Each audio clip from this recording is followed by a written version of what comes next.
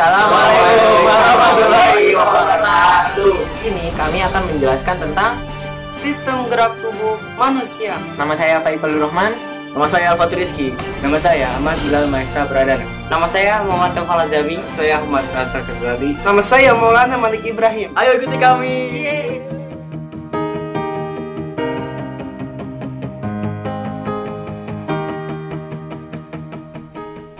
Salah satu bagian dari sistem gerak tubuh kita adalah tulang.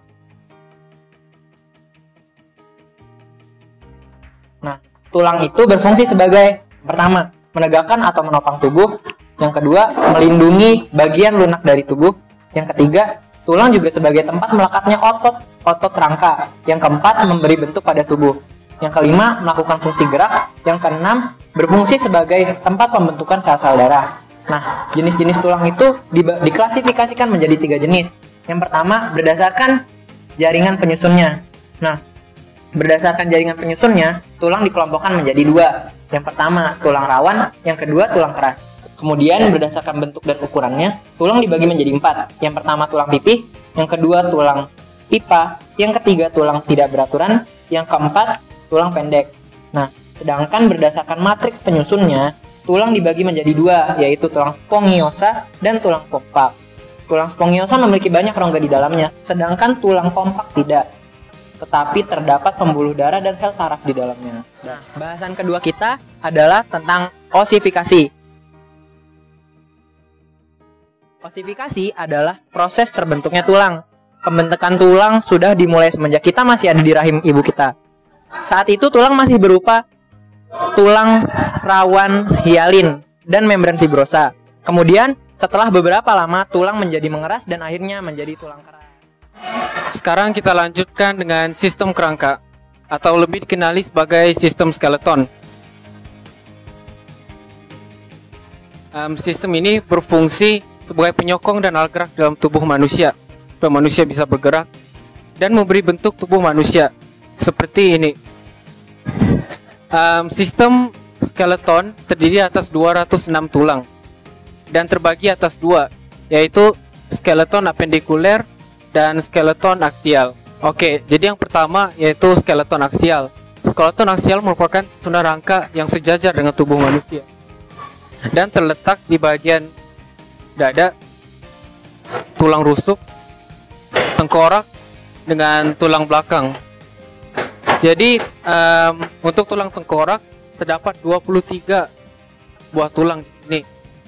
Ada tulang dahi, tulang pelipis, tulang ubun-ubun, tulang baji, tulang tapis, tulang kepala belakang, tulang rahang bawah, tulang langit-langit, tulang air mata, tulang hidung, tulang pipi, dan tulang telinga. Untuk tulang belakang terdiri dari 33 ruas, yaitu 7 ruas tulang leher, 5 ruas tulang punggung, 5 ruas tulang pinggang, 5 ruas tulang kelangkang, dan 4 ruas tulang ekor. Untuk tulang rusuk terdapat 24 buah tulang, yaitu 7 tulang sejati, 3 tulang rusuk palsu, dan 2 tulang rusuk melayang. Dan satu lagi di tulang dada itu ada 1 tulang tapi terbagi kepada 3 di sini, yaitu tulang badan, tulang hulu, dengan tulang tajuk pedang. Selanjutnya kita lanjutkan dengan skeleton apendikuler, yaitu skeleton tambahan dari tulang aksial. Skeleton ini terbagi kepada 2, yaitu di anggota gerak atas dan anggota gerak bawah. Nah, untuk anggota gerak atas itu adalah bagian lengan sampai tangan. Satu lagi di anggota gerak bawah, yaitu anggota kaki, dari sini sampai telapak kaki. Pada umumnya gangguan fisik bisa terjadi pada tulang. Itu ada 2, yaitu fraktura dan fisura. Fraktura merupakan patah tulang yang terjadi akibat pukulan benturan. Satu lagi fisura, yaitu keretakan yang berlaku pada tulang akibat benturan yang kuat. Untuk penyembuhannya bisa dilakukan dengan pemasangan gips, pembidaian, dan pembedahan internal. Dan kelainan lainnya contoh seperti osteomalacia, osteoporosis, rakitis, dan rickettsia. saya akan melanjutkan materi tentang persendian. Apa itu persendian? Persendian itu adalah hubungan antar tulang atau antara tulang dengan tulang rawan. Tanpa persendian, tulang tidak dapat diputar atau dibengkokkan untuk menghasilkan suatu gerakan. Berdasarkan fungsinya, persendian dibagi menjadi 3. Yang pertama itu sinatrosis, amfiatrosis, sama yang terakhir itu diatrosis. Yang masuk jenis yang pertama itu sinatrosis. Sinatrosis itu adalah persendian yang tidak dapat digerakkan sama sekali. Persendian sinatrosis itu disebut juga sebagai sendi mati. Sinatrosis itu dibedakan menjadi 2, sinatrosis sinfibrosis sama sinatrosis sinkondrisis. Sinatrosis sinfibrosis itu adalah hubungan antar tulang dengan jaringan ikat serabut. Contohnya itu kayak pada hubungan antar tulang tengkorak seperti ini. Yang kedua itu sinatrosis sinkondrosis. Sinatrosis sinkondrosis itu adalah tulang-tulang dihubungkan dengan jaringan kartilagohialin. Contoh sinatrosis sinkondrosis itu adalah tulang rusuk dan tulang dada, ada seperti di gambar di samping ini. Dan yang kedua itu adalah amfiatosis. Amfiatosis itu adalah persendian yang gerakannya sangat terbatas.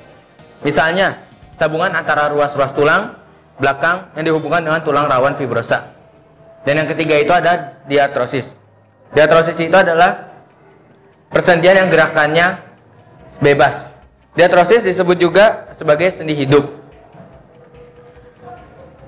Terdapat beberapa tipe diatrosis. Yang pertama itu ada sendi peluru. Ini gambarnya. Yang kedua itu ada sendi engsel. Ini gambarnya sendi engsel. Yang ketiga itu ada sendi putar. Ini gambar sendi putar. Yang keempat itu ada sendi pelana. Ini gambarnya sendi pelana. Yang kelima itu ada sendi geser. Ini gambar sendi geser. Yang keenam dan yang terakhir itu sendi luncur. Dan ini ada gambar sendi luncur. Kami akan melanjutkan materi tentang otot. Otot atau yang dikenal dengan kehidupan sehari-hari sebagai daging yang utama merupakan pendukung utama gerak tubuh manusia dengan cara memendek atau berkontraksi, dan memajang atau relaksasi. Pada dasarnya, otot berfungsi sebagai pendukung utama gerak tubuh. Fungsi lain dari otot ialah menunjang gerakan berpindahnya tempat dari satu tempat ke tempat yang lain atau lokomosi. Mendukung gerakan di dalam bagian dalam organ tubuh seperti gerak menelan makanan dan lain-lain. Secara umum, otot vertebrata dan manusia dibedakan menjadi 3 jenis, yaitu otot rangka, otot polos, dan otot jantung. Sel otot atau serabut otot juga dibungkus oleh lapisan jaringan ikat lembut atau dinamakan dengan sarkolomela. Serabut otot juga dibungkus oleh lapisan jaringan ikat lembut disebut dengan endomysium. Serabut ini disebut fasciculus dibungkus jaringan ikat perimysium, dan seluruh fasciculus dibungkus oleh epimysium. Di dalam serabut otot terdapat suatu struktur yang dinamakan oleh myofibril. Pada otot rangka, myofibril memiliki pita gelap yang dibatasi oleh 2 pita terang. Yang pertama, saya akan menjelaskan tentang mekanisme kontraksi pada otot. Serabut halus sel otot, rangka dan myofibril mengandung filamen protein atau myofilamen, yaitu filamen tipis atau aktin dan filamen tebal atau myosin. Kombinasi kedua filamen protein ini menyebabkan adanya pola terang dan pola gelap pada otot rangka. Setiap unit pola terang dan gelap disebut sarkomer. Sarkomer merupakan unit fungsional yang mendasarkan pada kontraksi pada otot. Mekanisme otot berhubungan dengan pergeseran aktin dan myosin. Salah satu teori kontraksi otot yang sering digunakan adalah teori sliding filamen atau teori pergeseran filamen. Saya akan melanjutkan yang kedua, yaitu gerak pada otot. Gerak pada otot yaitu adalah gabungan antara otot dan tulang yang menghasilkan suatu gerak. Secara umum, Gerak tubuh manusia dibagi oleh dua macam, yaitu gerak sinergis dan gerak antagonis. Gerak sinergis adalah gerakan yang selaras, yang melibatkan dua atau lebih macam otot untuk suatu gerakan tubuh. Contohnya, gerak otot-otot di leher dan otot-otot punggung. Terus yang kedua, gerak antagonis. Gerak antagonis adalah gerakan yang berlawanan antara dua atau lebih macam otot yang mengendalikan gerak pada suatu bagian tubuh. Contohnya, gerak antagonis dikenal juga sebagai gerak bicep dan gerak tricep. Ini adalah contoh gambar gerak bicep dan tricep. Otot bicep.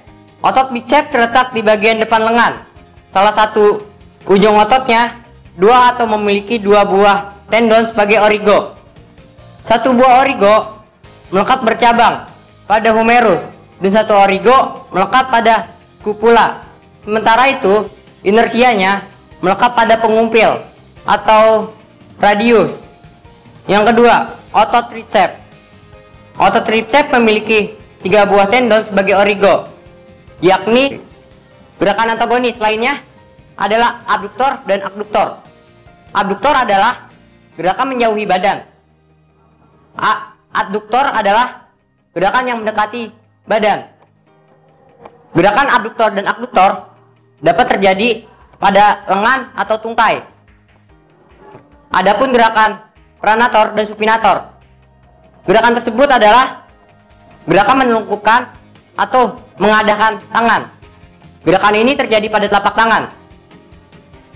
Otot juga mengalami gangguan atau kelainan, yaitu di mana keadaan otot menjadi kecil karena lama tidak digunakan, disebut juga atrofi. Atrofi juga disebutkan oleh virus polio. Kebalikan dari atrofi adalah hipertrofi. Hipertrofi adalah membesarnya otot karena seringkali bekerja atau berolahraga. Stip juga disebut sebagai salah tidur. Ilmu pengetahuan kedokteran mengembangkan suatu teknologi untuk mengatasi gangguan pada sistem gerak. Contohnya seperti apa? Seperti gambar berikut di samping ini. Gambar ini menunjukkan seseorang yang sedang duduk di kursi roda. Kursi roda ini digunakan untuk orang yang lumpuh, orang yang pincang, dan orang yang tidak bisa berdiri. Dan ada lagi contoh selanjutnya, yaitu tangan bionik. Kita bisa lihat. Nah, tangan bionik ini digunakan untuk orang yang putus tangannya. Tangan bionik ini ada sensor khusus di dalamnya untuk menggerakkan suatu benda itu. Terima kasih. Terima kasih sudah menonton video kami. Jangan lupa like, share, and subscribe. Tunggu video selanjutnya, jangan kemana-mana, tetap di kami. Wassalamualaikum warahmatullahi wabarakatuh.